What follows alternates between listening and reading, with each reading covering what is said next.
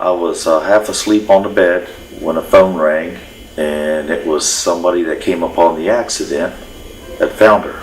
Told me they were medevacing her out. And I didn't realize how bad the accident was because I asked him, I said, well, is the car drivable? And he said, no, it's got a flat tire. So evidently he didn't want to tell me how severe it was.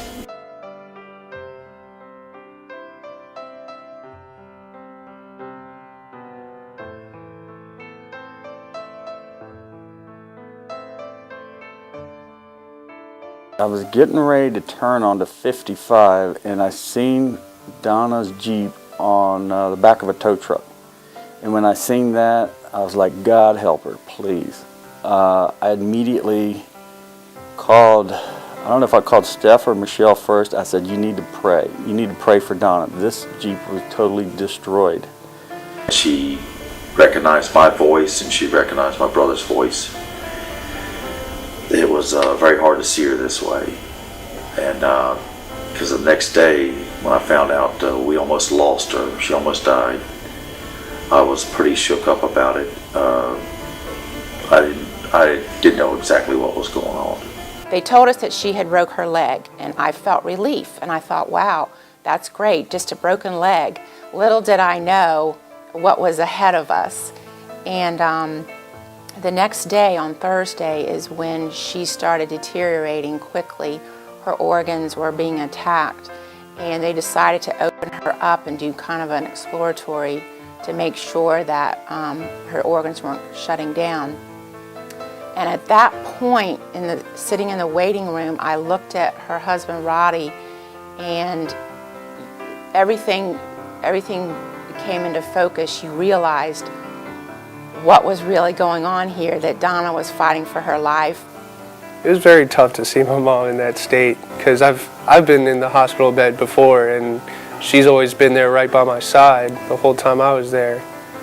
But just to see it kind of in reverse, it was a little different.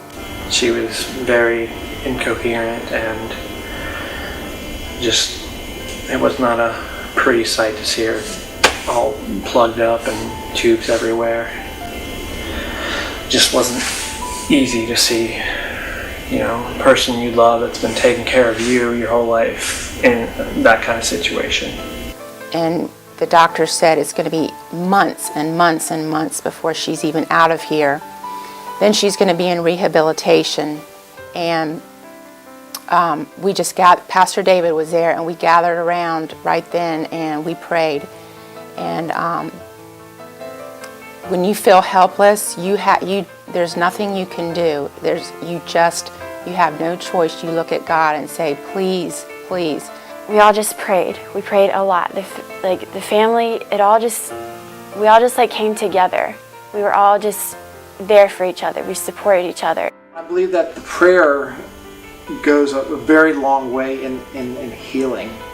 I believe that through the power of prayer that people can be healed, that their faith can be strong, that they can endure a lot of different things that a lot of people would think that they could really endure, that they couldn't go through themselves. I was reading Isaiah, and I bought a Bible in the gift shop of the hospital to finish reading Isaiah.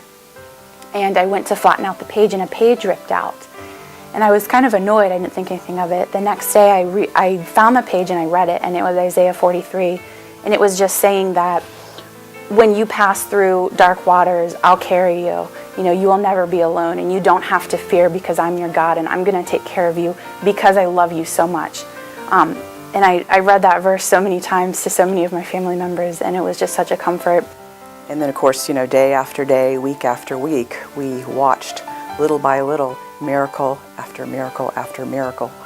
I can remember standing in the parking lot and talking to her family members about how the doctors had told us she could be in the hospital up to a year, and then it was 8 months, and then it was, well, you know, as she improved, well, we'll be lucky if we get her home by Christmas, and to think that by the middle of July she was coming home is truly a miracle.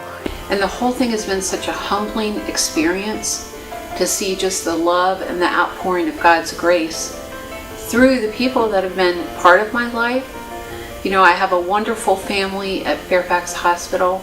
I work with an incredible team of critical care directors and nurses, and you know, the chief nurse executive is a wonderful Christian woman. My boss Heather just really took us all under her wing. She was so instrumental in taking care of my husband, making sure he understood everything that was going on.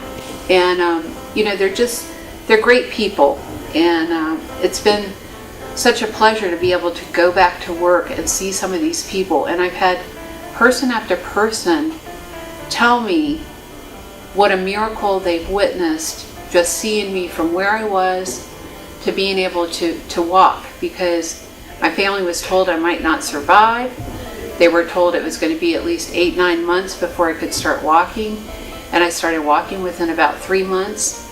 And so every step along the way has been a miracle, and it's been a testimony to God's grace, and people know that. I mean, just the fact that my mom loved God, and I could see it in her, and I knew that she'd want me to be in church, so I started coming back to church, and just seeing the work that he's been doing in her life, it's really been changed my life at the same time. It's being able to experience a miracle firsthand, you know, that's what really opened up my eyes, knowing that God truly is there and he loves you. I have people coming up to me at work and just saying, "You're such a blessing, such an inspiration," because they can see God's miracles happening every day. And that's the hope that we want to instill, is that despite what is going on, despite what you face, God is there. And you know, he meets us right where we are. And because of all this, this tragic accident, I actually came closer to God. And I was starting to realize the things that, all the things in the past that's gone through my head, the things that are now going through my head, and all the love the church gave me, meeting some of the people, how they opened their hearts up, and their friendship to me. And I just fell in love with this church.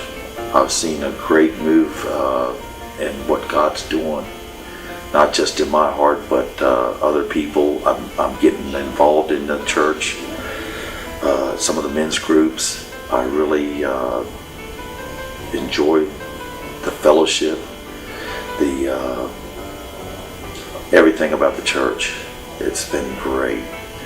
And to see Donna, the miracle that God has done with all the prayer is just outstanding and great.